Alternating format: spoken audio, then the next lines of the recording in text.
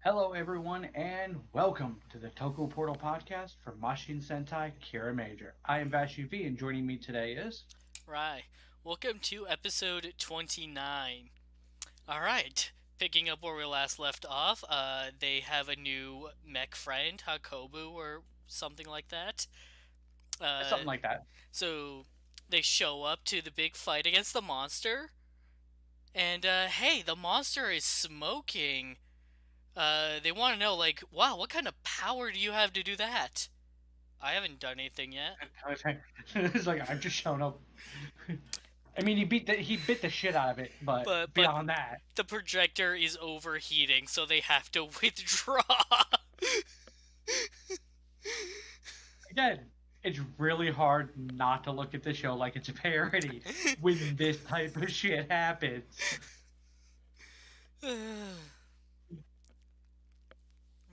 So yeah, the villains withdraw the monster.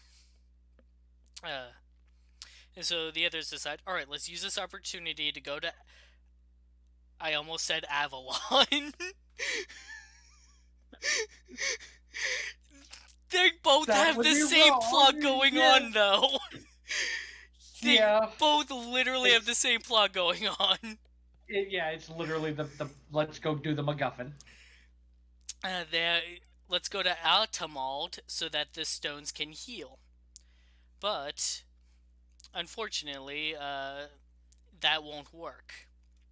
As is it Hakobu? I think it is. Yes, Hakobu. Hakobu explains uh, that the secret behind Altamald is that it's a world created from uh, King Oladin's Kiramental.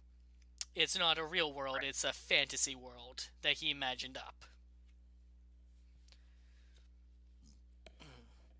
Give your three guesses what his fantasy is. It's Sentai, so it's the same fantasy every world has. So, and inside this world is the Healing Stone, which would have the power to restore the gems. But since King Oladin died, the stone has lost its power. It's literally the king power in it. Like that's a good explanation of let's make a MacGuffin not work. Right. Especially given the fact of what we how we know all of this stuff works too. It all works on imagination. So by all technicalities, if Juror would happen to bite it, bye bye mech. Juru wants to go anyways, though, as he reveals to everyone about the key he got from the king in his dream. Yeah, nice of him not to pop that out ahead of time. Well, things were happening. Like as soon as Hakobu went, the king said he went. Then how did he give me this? That should have been that. Yeah, no, Juru pulls out the key and explains that, like, this will take me to the king, supposedly. We should go look. So they head off to Altamalt. Like I give him credit in the whole what harm can come from checking because that's fair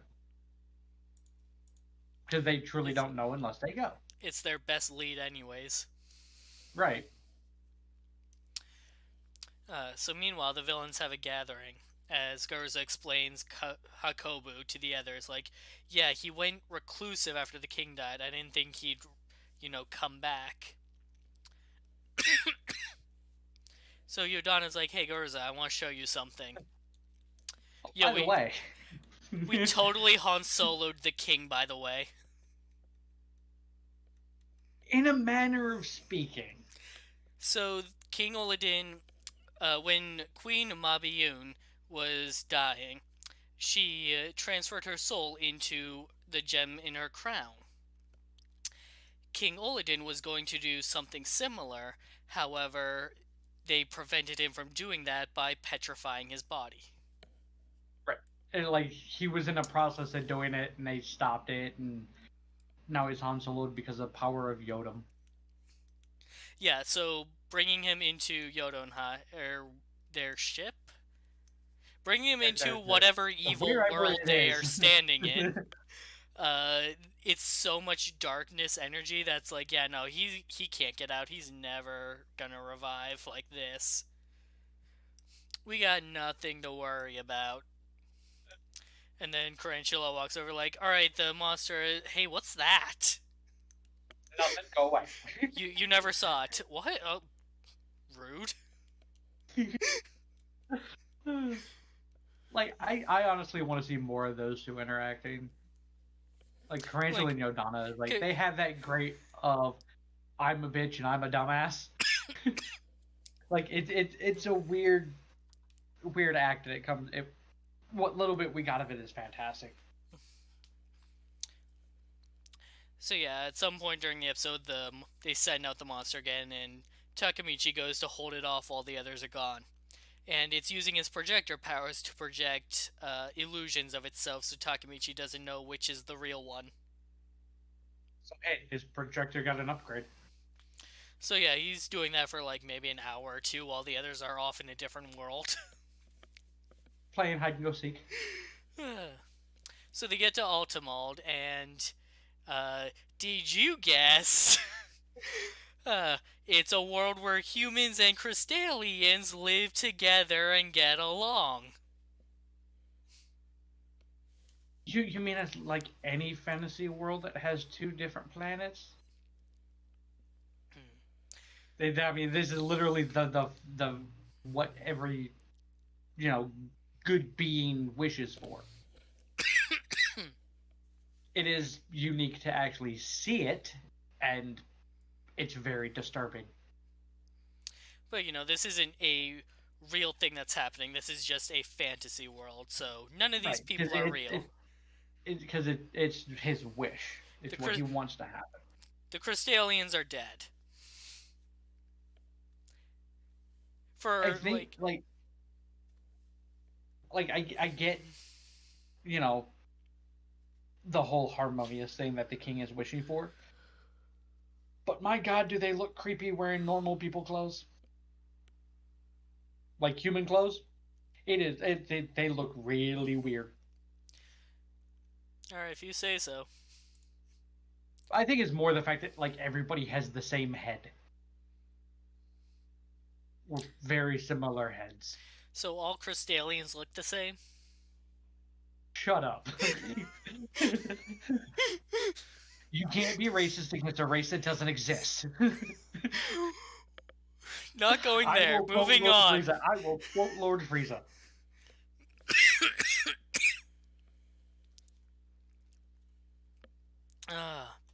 So they look around a little bit and find doors. Like like just a dozen doors just sitting in an open field. Because of course I do. Jiro is concerned though because none of them have a keyhole, which is the right door. They can each only open one door. And everybody else is stupid.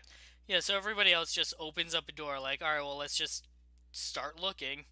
And they get transported into nightmare worlds where they have to face inner versions of themselves.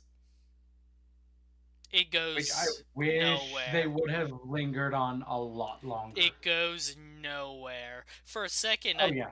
Because, like, it's all of them doing their normal thing. Like, Sina's doing her track, Shigeru's on set, Sayo's in medical getup. I thought that it's like, oh, they're all having to fight their, like, normal selves. Like, this could be, like, a symbolic battle of, like, being a hero versus being a civilian. No, it goes nowhere. It goes absolutely nowhere. We get the one scene with each of them, and then of them meeting each other and starting the fight, and then a scene of them each transformed, and then it's poof, oh, everything's over and done with. Yeah, no, the evil zombie versions transform, so like they can't for some reason. I feel like something got cut here for time. Oh yeah, absolutely. Like this whole thing could have just been its own episode alone. Right. There was something here that they couldn't explore. And can we point out that through all of them, Shigeru's is the only one that started, straight with the ass kicking.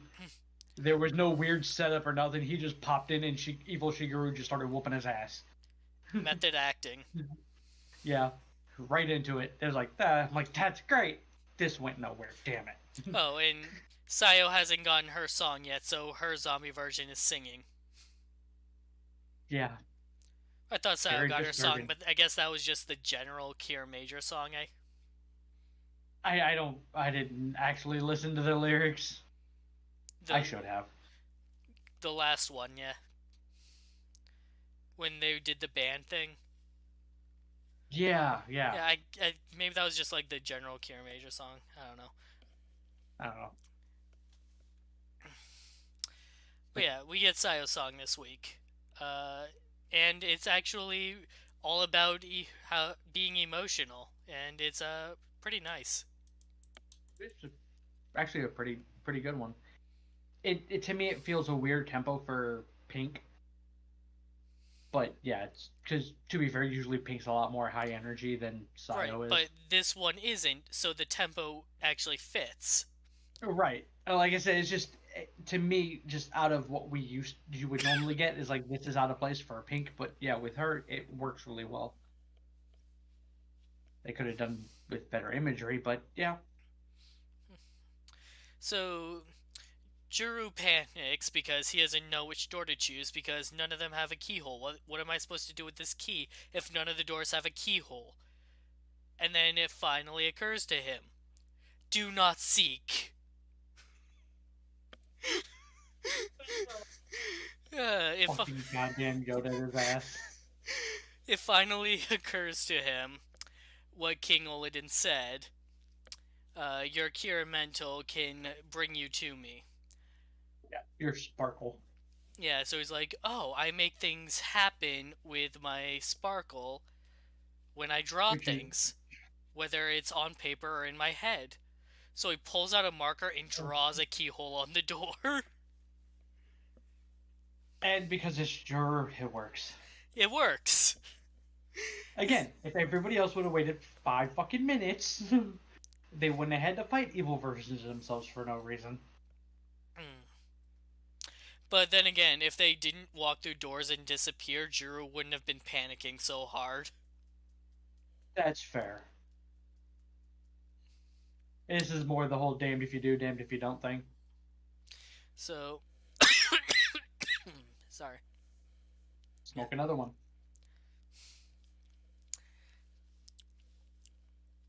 So Juru goes to the door and enters the spirit world where he's been talking to the king in his dreams, and is finally able to pull him out. Uh, Back to the villains, Yodana sees that the statue is starting to crumble and starts laughing. Because, hey, he's finally falling apart. This is an appropriate time to laugh, isn't Finally it? giving up. And Garuza tells her, no. He's transferring his soul. He's not. Yes, he is. There's nothing better than watching Garuza go, wait a minute. Which he did the entire episode. Like, this entire episode is just not Garuza going. right. Right. I sense a disturbance in the force. The whole episode is, wait a minute. Like, that's been his base reaction the entire episode to everything. And it's great. So the king transfers his soul into the heal stone, powering it up again. And he uses his Kiramental to shape it into a phoenix. Because what good is a king showing up if he doesn't bring a power up?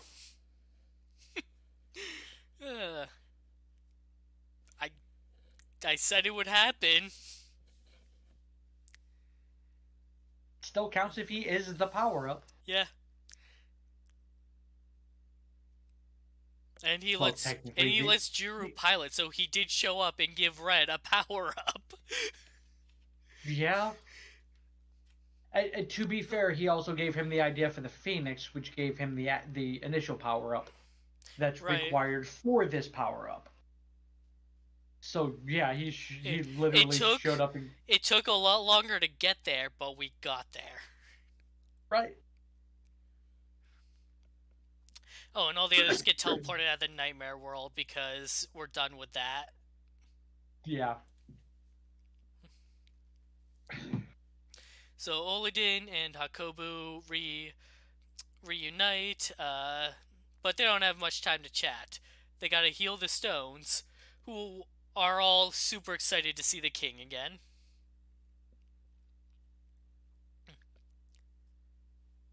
Yeah.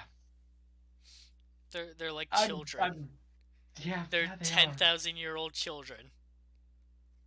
And considering the actual child we see this episode, yeah. Uh, King Olin's kind of a piece of shit. Just a little bit. So they finally head back to to help Takamichi fight the monster that's kicking his ass.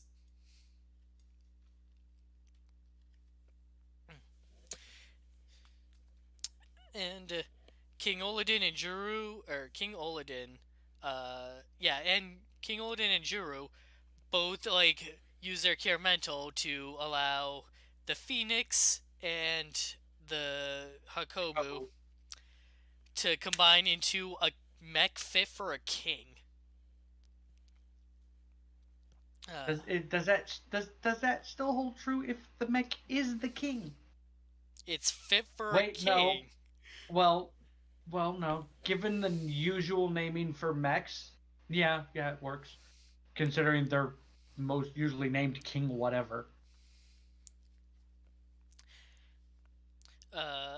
And Mabushina's watching on the monitor, seeing that her dad has become one of the gems, and like, I'm honestly shocked she doesn't cry. Oh yeah, like I spent that entire scene where Muryu is like kind of looking at her out the corner of his eye, like waiting for him to go, "Are you gonna cry? I got tissues." Either that or hold up a bucket underneath her. Okay, I double checked because I wasn't sure. Juru and the king both draw the same image. It's just the Yeah, dimensions are different yeah, it's just slightly different. because they were using different paper. At first, I thought they drew slightly different versions and got a mix of the two.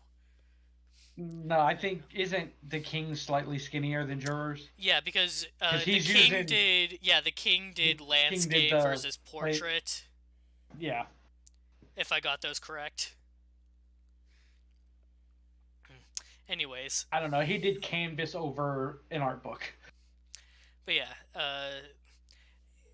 combining King Olodin and Hakobu, we get Grateful Phoenix. Phoenix. Why I'm a little underwhelmed at the name. It does fit. Well, how about the finisher? Grateful Prominence. Yeah, that one's good. That I like that one because it reminds me somewhat of Shinkenger's. Not the finisher, but the whole authorized by Providence or whatever it was. Right. Their tagline. Also, the way the Phoenix gem unfolds like one of the origami. Oh yeah, like it's fantastic. Juru doesn't understand what a halberd is, but Yeah, no, that's not that's a okay. halberd. That is a swallow. I know that because I played the crap out of a game that featured one. I know that because I know what a fucking halberd is, and that's not That it. too. Halberd. It's a pike with an axe. What he's holding is just two axes he's stuck together. With the blades facing each direction. So that is literally the definition of a swallow.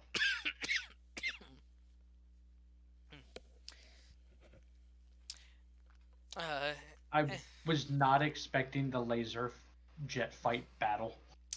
With the power of the new mech introduction, they defeat the monster that's been giving them trouble for 2 episodes. Because that's just how this works. Yeah, that's just how introductions work. if by this point you're questioning it, you're either brand new to Sentai or you have a head injury. Please go see a doctor. Because yeah, that's just this is standard Sentai trope. So, after the fight, the king thanks Juru again, but he's been calling him boy like the entire show, and Juru finally tells him his name.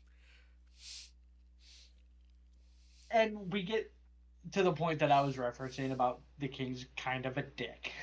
Yeah, Takamichi is standing there like, hey, adopted father that I love so like my real father. Hey, I'm right here. Please talk to me. All right, later. Later. And Don't worry, everyone just stands there baffled, like, where the fuck are you going? don't worry, Takamichi. He just went to the store for cigarettes. He will be back. If you love him enough. Legit, everyone just, like, Jiro and Takamichi are devastated because it's like, no, we want to talk to you more. We have questions. But everyone else...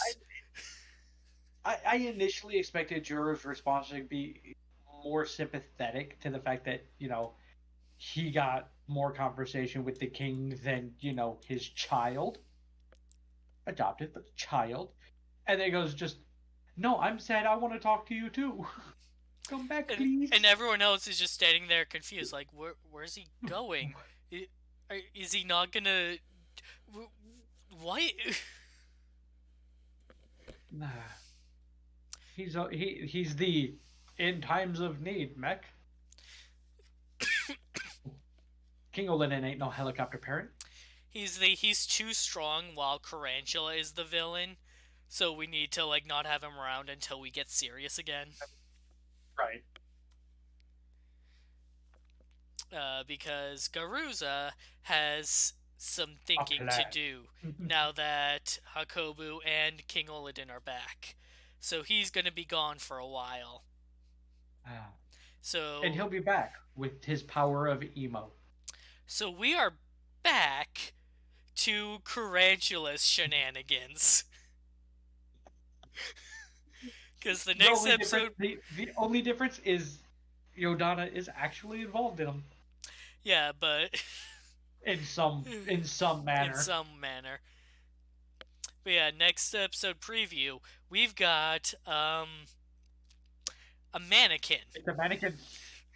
And again, these people, the Jimenshi, wear as for their head whatever their theme is. So he's wearing the upper half of a mannequin on his head. So he's standing there, he's got his body, he's got his two arms, and then he's got a mannequin torso with the mannequin arms and head. It's the dumbest fucking thing, but it looks amazing. It's like, as soon as I saw it, was like, my initial went, goes, that's oddly proportioned, and I'm like, no, that's right.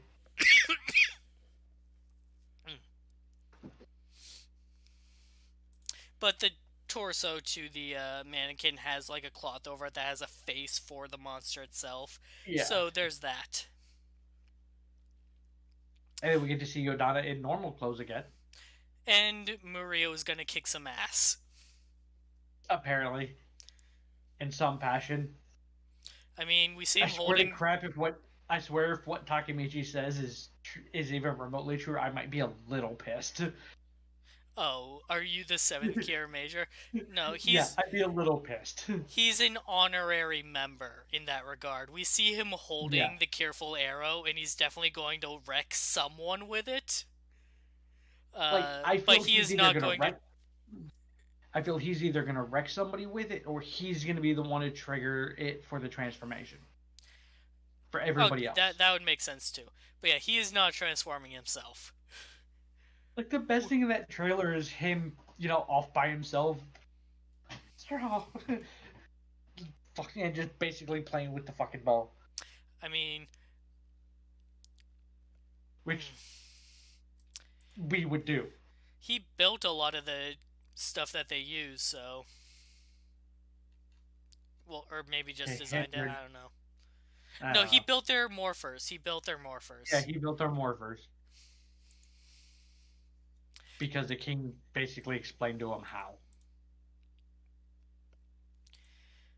can't build a weapon without thinking about how it would be used. Right. Unless you're Juror, who just goes, "This looks cool. I'm gonna draw it." This roller could also be a hammer. What? This vacuum can also be a dump truck or a garbage truck. Same thing. Uh, Juror's imagination is but yeah, insanely dumb.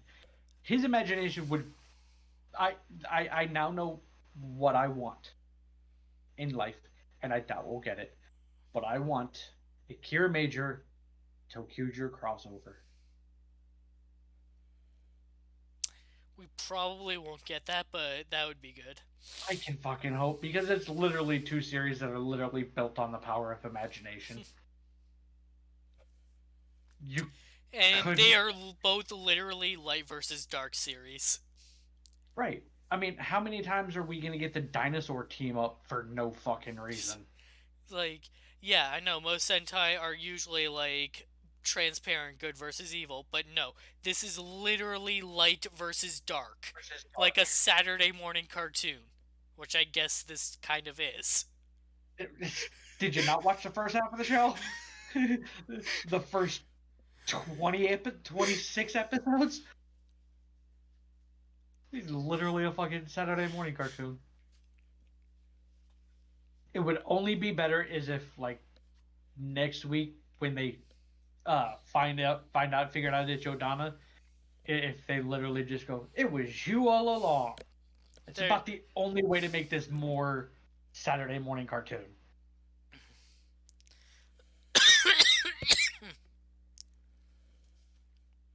I'm fine. This show's fucking great.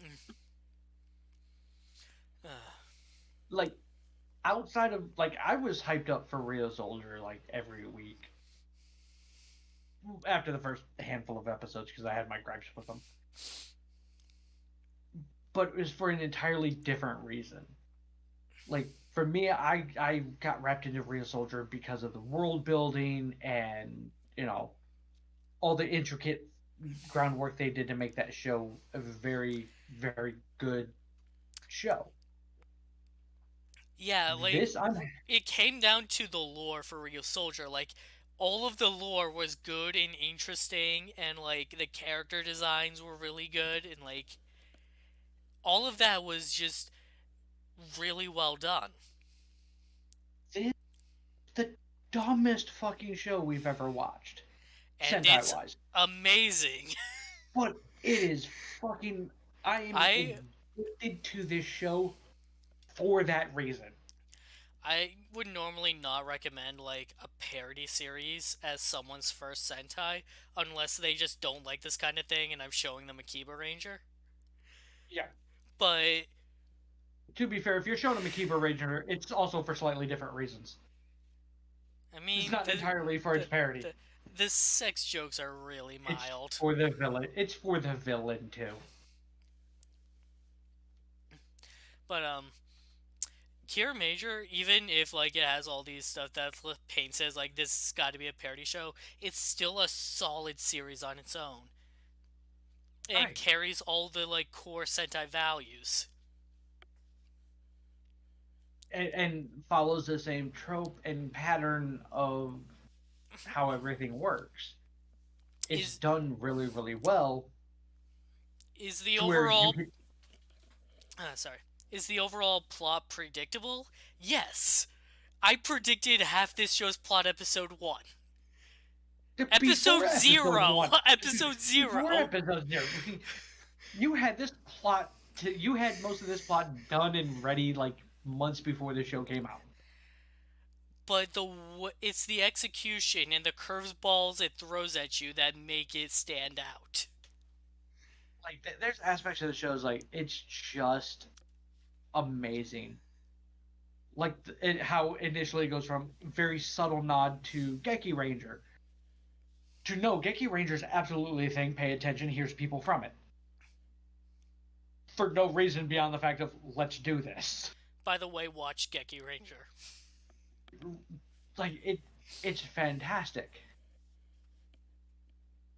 um, just the execution of the show for what it does and for what it is phenomenal for it being let's be a parody but also be a real show.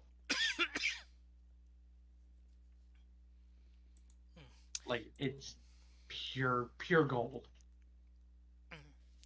So now that we're entering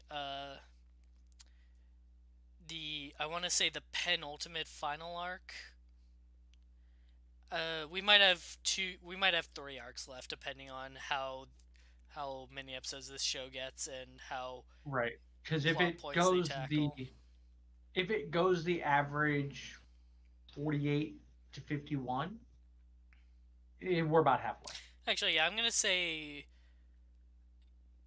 I mean, yeah, I'm gonna say three arcs left. I'm gonna say we're entering like not a filler arc, but like a cooldown arc between tense moments. Yeah. Garuza's gonna be We're gone getting for like 4 or 5 episodes, and we're just gonna get some like we're gonna get a few episodes that are like, all right, standard normal Sentai. Here's some special stuff, and then when Garuza comes back, that's when shit gets real. yeah. Once he's figured out what he's going to do. And then whatever, then we'll have like the arc focused on his big plan. And when that fails, that's probably when Yodan himself will step up and be like, "Hey, why haven't you fuckers conquered that planet yet? It's been like 9 months." Right. Like and honestly, as much as I'm enjoying the show as it is, that's what I'm looking forward to. So if the last 5 years are anything of any trend of pattern, it's going to have at least 47 episodes. And depending on how Toei wants to keep their schedule, it, the month, or what was it, a month long? Was it longer than that? The month, the about the month long Yeah, about a pandemic month long break could have cut a couple interfere episodes with from that. it. Yeah, like Right. with Zero One. The same way they did, yeah. But Zero One is on a different time schedule, right? Or rather, and they had to be like, we can't have this show aired too close to Christmas. Right. So that's why Zero One lost those episodes. Right. That way they could have the new show ready for Christmas. Kiramager, however, Sentai rather might be fine with its February to March air schedule. Which isn't that what it's been for the last couple of years? That's just what it always is, like February to March. So yeah, that gives each show that Cause once like, over on Christmas. cause like usually they take a couple weeks off. Like you usually get like a miscellaneous week, and then there's usually a golf Golf week. week. And then what is it? Golden Week is the other one. Yeah, sometimes. Because like if the standard is like 45 to 40 episodes, then that's like 4 to 9 weeks, and so there's usually a few breaks.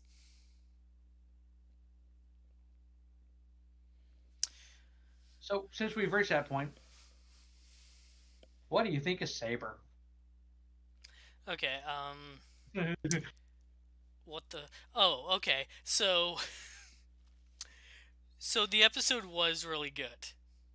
Uh, and once I found out that like, oh, he's not just writing fan fiction, he's like writing a battle plan in the form of a story. It's like I get it. I get it. Like if I were writing a story, how would I want this to turn around? How would the heroes win? And so I like that he's using like his actual skills to strategize like that. Like what are my what are my allies' biggest strengths? How can they work together? And when he summoned the robot and he was swinging his sword while it swung its sword at the same time, that was really cool. But then he turned into the sword for the robot to swing, and that's when things got weird and dumb. Yeah, you're absolutely right on that. That was literally the dumbest thing I saw. To which you saw that message.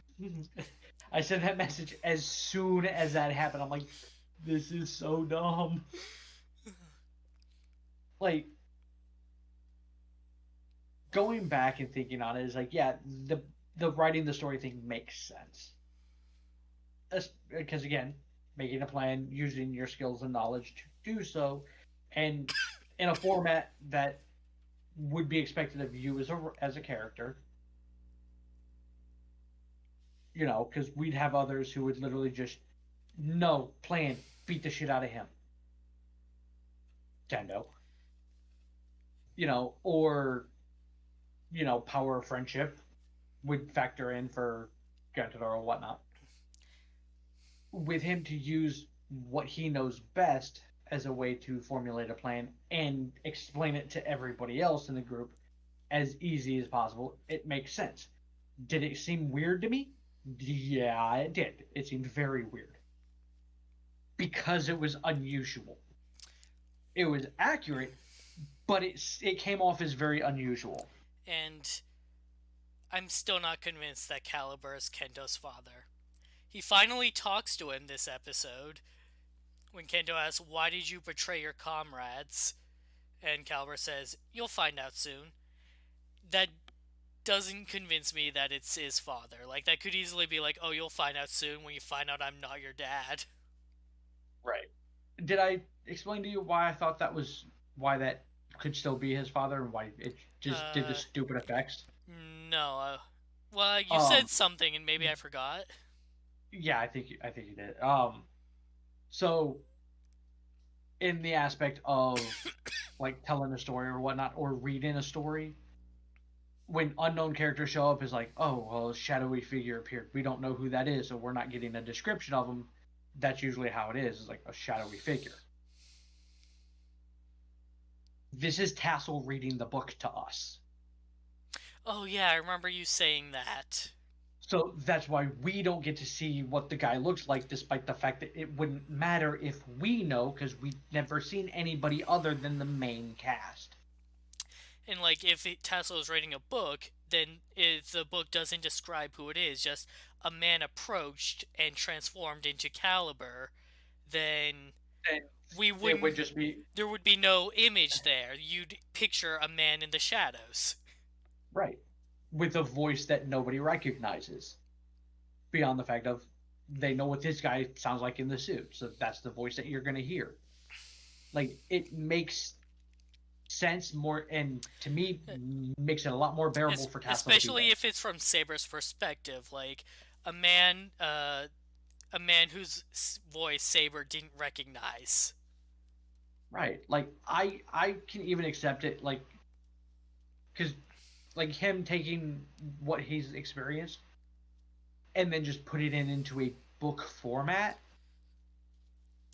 he would still use these type of descriptors because even though by that point he knew that this was this person, because in the end he knew this is this guy, there's still in the story there'd still be no description for him until we get to the point of it being revealed to Saber for storyline's sake,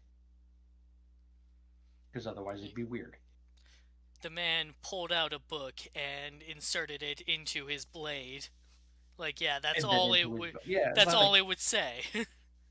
right, like it makes it a lot more understandable for Like, certain in decisions they've in made. in that regard, yeah, I could see how it could still be his father, and like, oh, they're just keeping it a secret. Because it would make more sense that way, as if we're reading it in a book and Saber didn't have Especially confirmation. if they don't have an actor yet because the character isn't that prominent. Like Old Man Sogo. Uh, there was no official actor to play the old version of him. That was just Somebody, I think it was a suit actor. Seiji Takaiwa. Mr. Kamen Rider. Yeah, Mr. Kamen Rider. Yeah, that Yeah, was just him standing there doing it, and they shadowed it out so you couldn't see him. like it makes sense, and this is a good way to play it off beyond the just never explaining it. Thanks for joining us for our Saber podcast. Be sure to return tomorrow for the Saber podcast. Yeah, be sure for the actual one, which I really believe I'll be there this time. I apologize to Zero for What not being there last happened? couple of weeks. Oh, Just I've not been feeling well, so it's like I went to bed one night and then I was just busy as hell and didn't have time to message Zero. It's been a few weeks. It's been an interesting few weeks. So, but yeah, we should be back on schedule tomorrow accurately with me and Zero, and then we'll be back next week for more Machine Sentai Kiramager. And at some point, there may be a Gaim special podcast too. oh yeah, Acorn and Durian were in the episode of Saber. Yeah, I completely missed them. As soon as I saw them, I recognized it's like, hold on a moment. There are only two characters in Rider that look like that. Yeah, that is. It's Durian and the donut lady. Yep.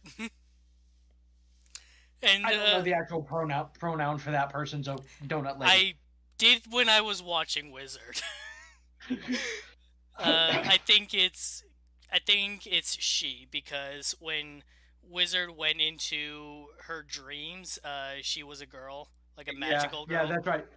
That's right, because then that was the whole plot of one of the movies. Because Wizard didn't know who she was, and then it turned out to be the donut shop lady.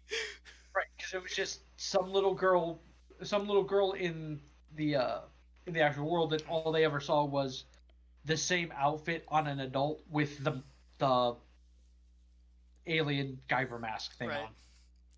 But yeah, that's right, and it turned out to be. As soon as I saw them, it's like, hold up, that looked like Durian and Acorn. Because like they're always together in Gaim, so it's like that looked like the two of them. And I looked it up, and it was. I'm gonna have to go back and watch Saber now. But yeah, they show up for like 2 seconds, getting owned by the monster. That would explain it. Yeah. I kind of just wasn't paying attention at that point.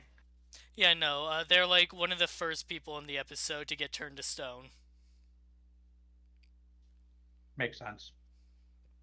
But on that note, we will see you back here for the next set of podcasts, and whenever we decide to schedule the Durian Acorn movie special. Yeah, Gaim Gaiden has returned. What is this, Deno?